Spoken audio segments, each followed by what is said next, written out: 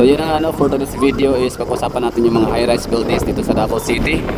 Kasi marami tayong mga nakitang mga content or mga Facebook posts tungkol sa mga skylines of Davao City. I mean skylines of major cities in the Philippines, no? Mga metropolitans, metropolis, highly urbanized cities.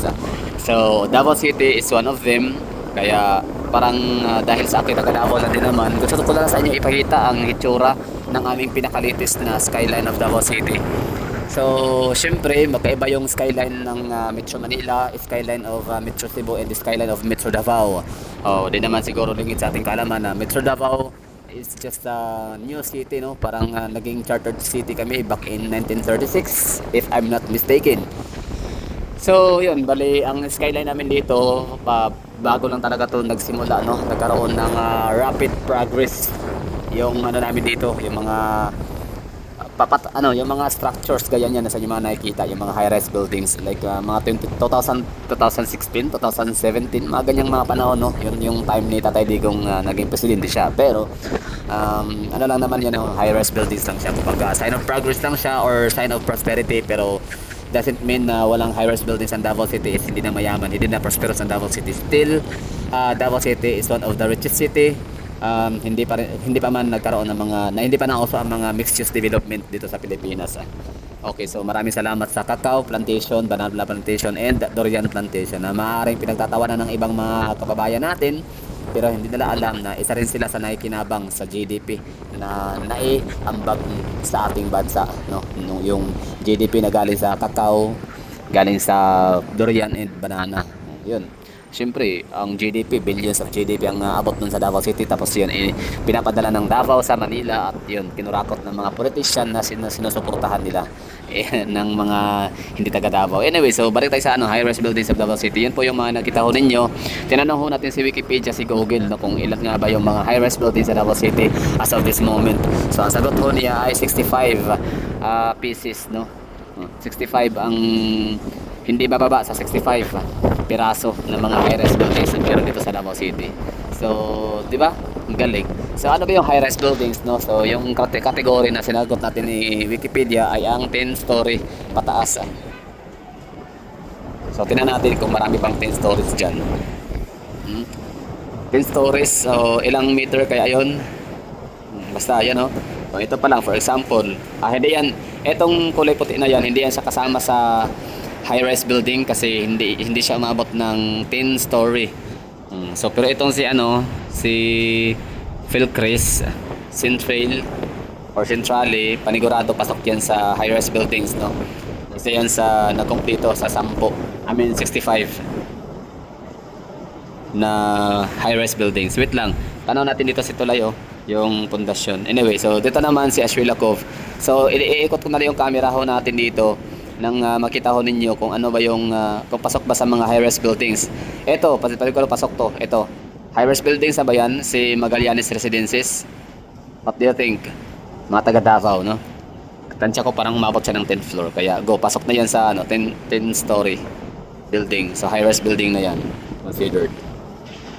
Diba? Oh, ang daming mga building, mga Dositani, Grand Regal Hotel. Yan, diba? So, ang aming skyline sa Davao City is siya, malapad, malawak. Hindi siya concentrated in one place, hindi siya concentrated in one location, no? So, it's separated, scattered. Kaya dito sa Davao City, kailangan mo nang sumakay ng eroplano or magpalipad ng drone or pumunta ka sa Island Garden City of Samal just to see the perfect view of Davao City skyline. Parang ganon, no? So makikita mo lang yung Davao City skyline kapag nakabuuan. Actually hindi talaga kabuuan kasi maging yung skyline bandang Tibong Kopanakan. Basta ang lawak, laki kasi talaga ng Davao City. Yung kahit yung urban area namin, ang taas, ang lawak. Kaya hindi talaga kayang tingnan ng isang ikot lang ng ating camera o ng ating mata. Yan, no? Daming mga high-rise building yan. Malapit siya tignan kasi yung aking camera ay high-end Samsung. Oo. Samsung S25. Kaya akala nyo malapit pero napakalayo ho niyan dito. It takes 1 hour bago makarating sa lugar na yan. Pag traffic naman 2 hours.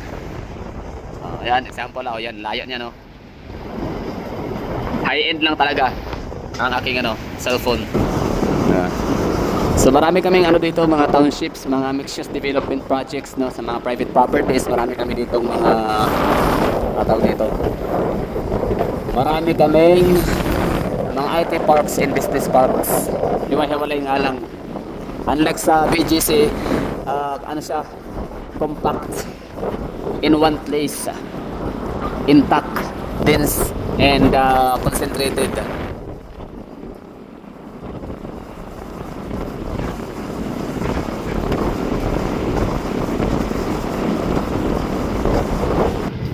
So ang namin dito, township, mga IT parks, business parks ay situated sa meron kaming MAA, meron kaming Matina IT Park. Yung MAA tinutukoy ko daw yung meron 611 ba yun sa may Sunny Point. Tapos meron kaming Lanang, meron kaming Buhangin, meron kaming Poblacion District, ito Poblacion area. Kita niyo yan.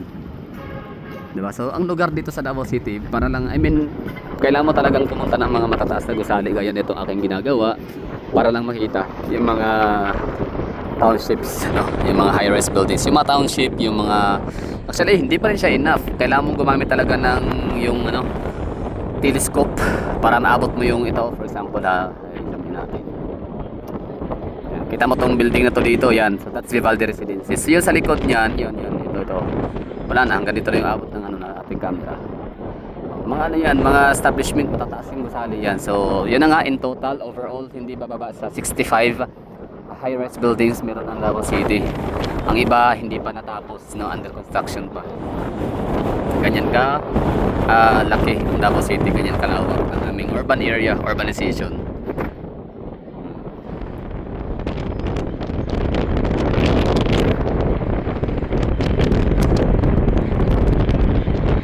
Ilog namin dito, linis. Sabihin natin ha. Basta yun na yung 10 stories, So sa ilong yung lugar, Metro Cebu, panigurado na sa mga 100 plus na siguro, or 200. Basta marami, hundreds of high-rise buildings na siguro meron sa Metro Cebu. Kasama na siyempre ang Mandawi and Lapu-Lapu City. So when you say Metro, kasi that's Metro Manila, So when you say Metro Manila, kasama na dyan ang 15 cities and 15 cities with one municipality or 14.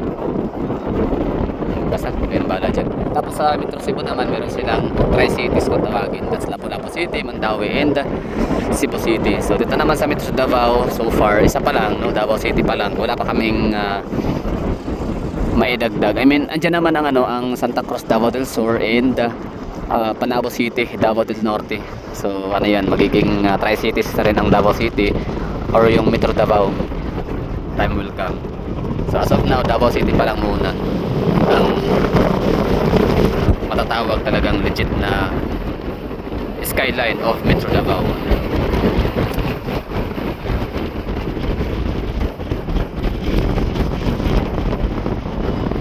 So wala na to sa topic, pero gusto ko lang i-share.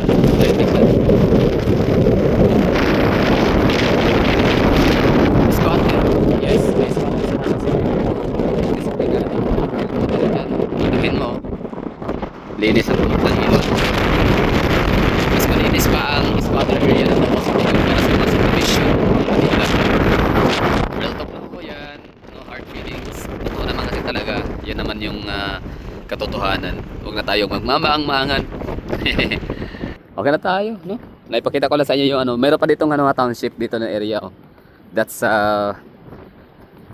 Cebulan Master and Villa Abrele collaboration or joint ventures. Ang tawag dyan is Davao Global Township. So hindi pa materialize yung mga gusali, buildings, kaya hindi pa ganun ka obvious yung development.